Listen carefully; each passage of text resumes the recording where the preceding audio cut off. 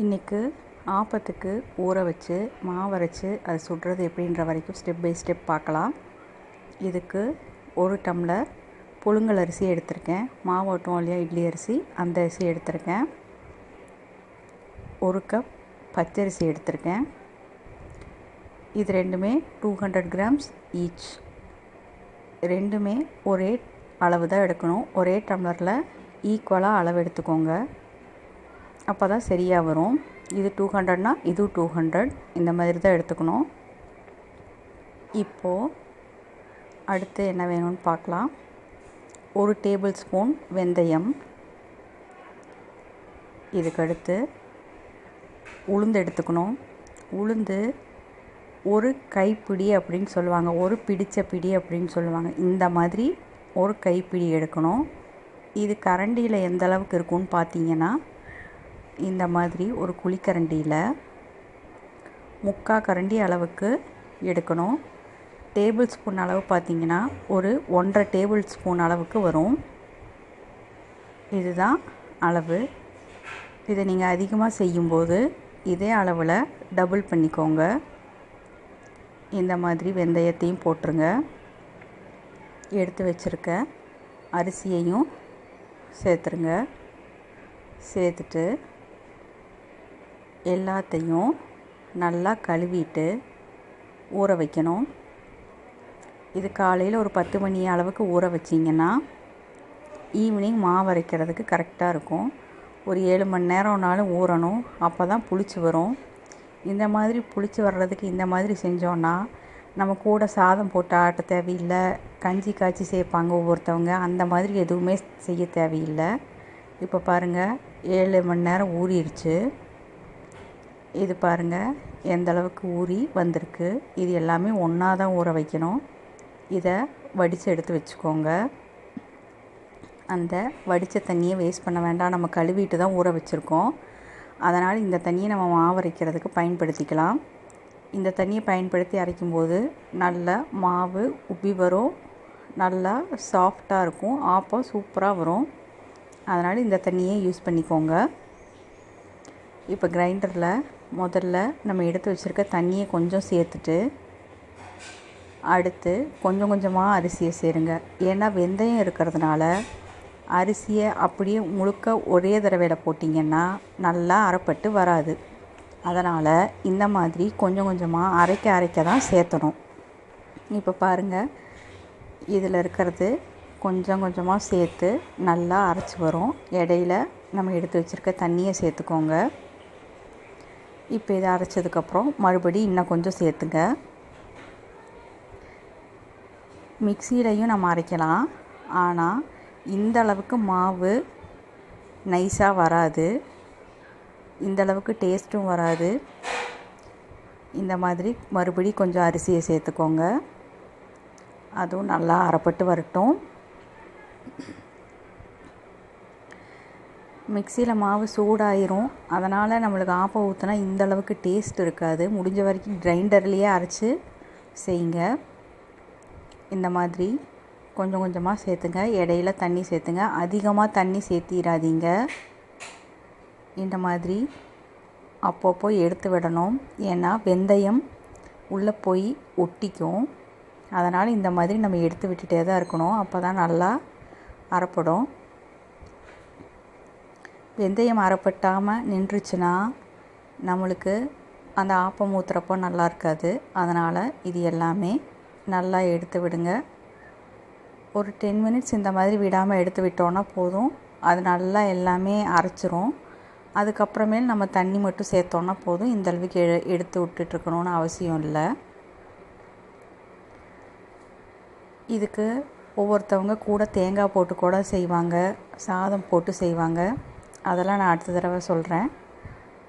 இதுதான் எப்போவும் செய்கிற பாரம்பரியமான முறை.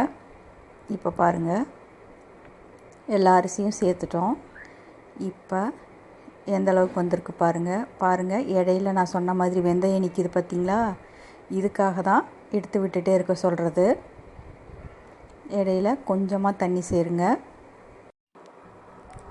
இப்போது இடையில கொஞ்சம் கொஞ்சமாக நம்ம எடுத்து வச்ச தண்ணியை சேர்த்து கொடுத்துக்கிட்டே இருங்க. அப்போ தான் நல்லா அரைப்படும். நம்ம எடுத்து விடாமல் விட்டோன்னா அது அப்படியே தங்கிரும். அதனால் அப்பப்போ எடுத்து விடுங்க. நம்ம ஹோட்டலில் வாங்கி சாப்பிட்றத விட நம்ம வீட்டில் செய்கிறது ரொம்பவே டேஸ்ட்டாக இருக்கும். இதே அளவு ஃபாலோ பண்ணுங்கள். இதே மெத்தடில் பண்ணினீங்கன்னா எக்ஸாக்டாக நல்லா வரும். இப்போ பாருங்கள் எந்த அளவுக்கு அரைச்சிருச்சு. இது நம்ம திக்காக தான் மாவு அரைச்சி எடுக்கணும். ஏன்னா அப்போ தான் அடுத்த நாள் நம்ம தேங்காய் பால் சேர்த்து செய்கிறதுக்கு கரெக்டாக இருக்கும். இப்போவே தண்ணி ஜாஸ்தி சேர்த்திட்டோன்னா தேங்காய் பால் கம்மியாக சேர்த்துற மாதிரி வரும். அப்போ டேஸ்ட் குறைஞ்சிரும். அதனால் அளவாக தண்ணி சேர்த்து கெட்டியாக தான் மாவு ஆட்டி எடுக்கணும். இப்போ நல்லா அரைச்சிருச்சு. இன்னொரு 5 நிமிஷம் இருந்துச்சுன்னா போதும். 25 minutes to 30 minutes ஆகும்.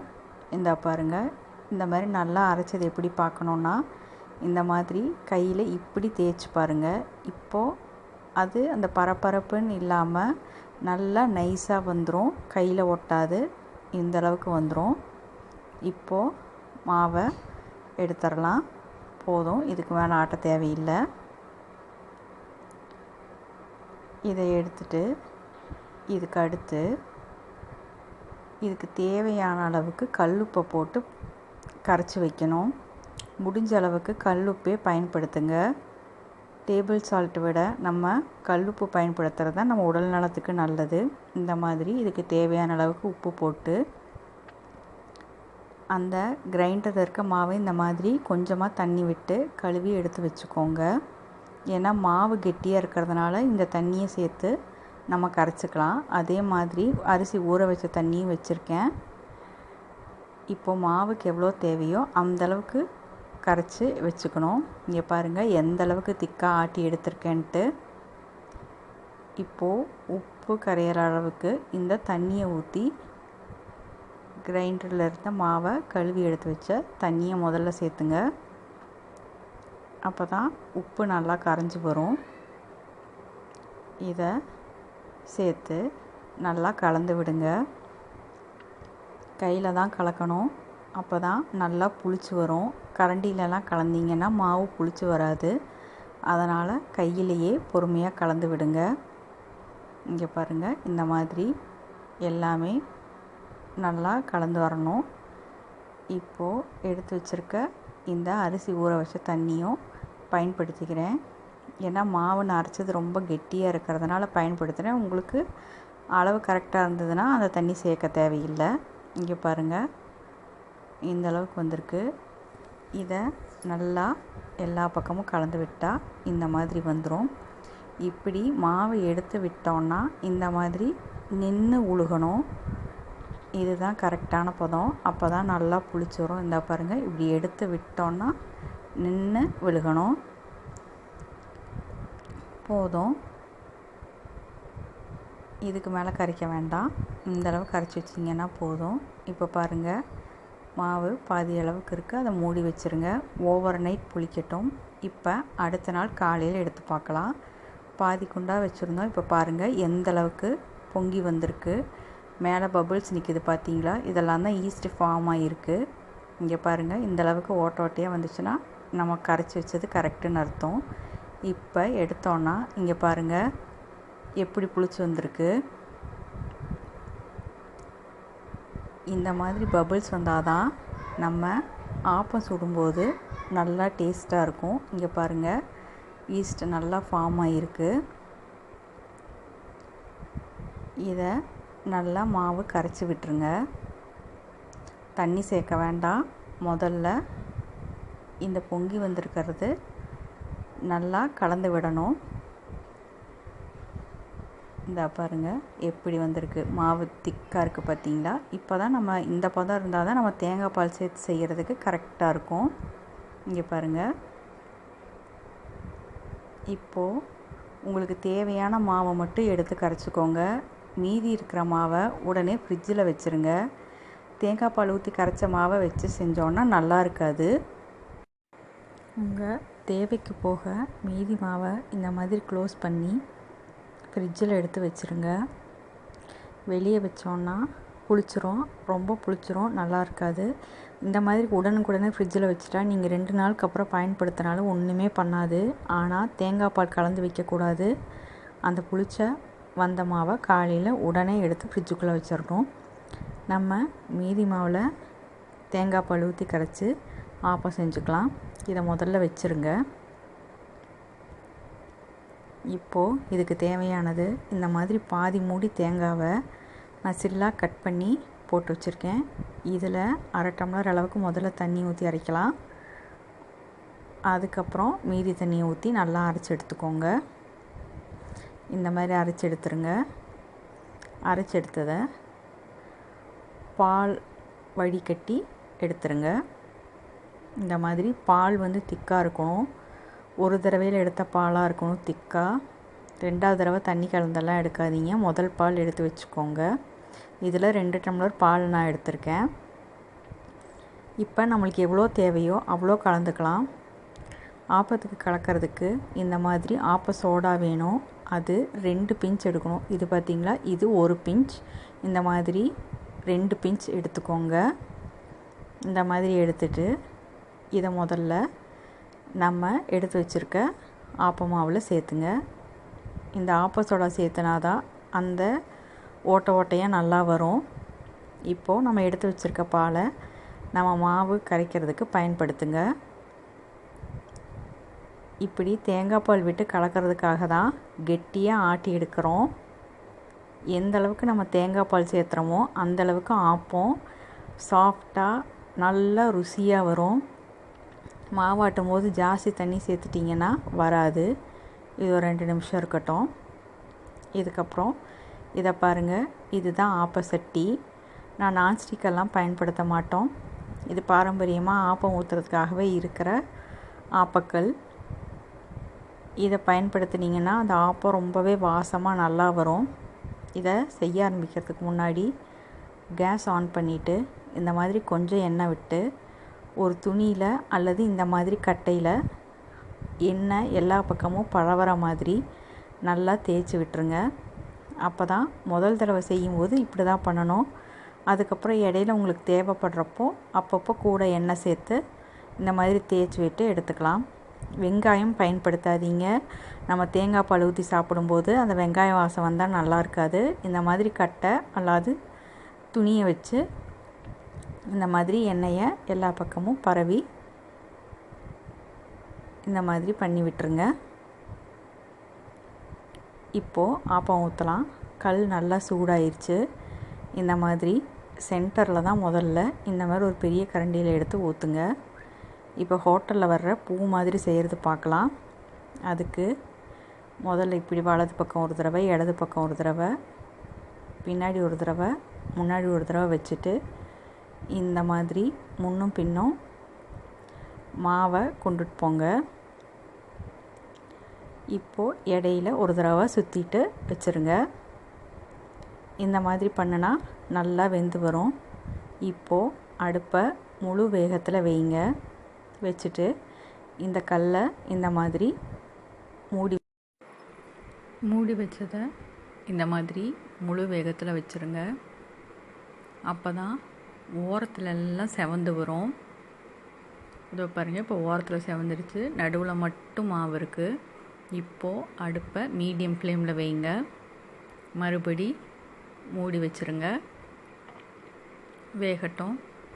இந்த மாதிரி ஒரு துணி மேலே அந்த கல்லோட மூடி வச்சிட்டிங்கன்னா அதில் இருக்க வேர்வை தண்ணி இதில் பற்றும். அதனால் ஆப்பத்து மேலே விழுகாது. ஆப்பம் கிறிஸ்பியாக நல்லா வரும். அதனால் இந்த மாதிரி ஒரு துணியை விரித்து போட்டு அந்த மூடியை எடுத்து வைங்க. இப்போது அந்த நடுவில் நல்லா வெந்து வந்திருக்கு. இன்னும் சென்டரில் கொஞ்சம் வேகணும். அதனால் அடுப்பை சிம்மில் வச்சுருங்க. ஒவ்வொரு தடவை ஊற்றும் போதும் நீங்கள் இந்த மாதிரி தான் செஞ்சு எடுக்கணும். அப்போ தான் நல்லா வெந்து வரும். வேகட்டும்.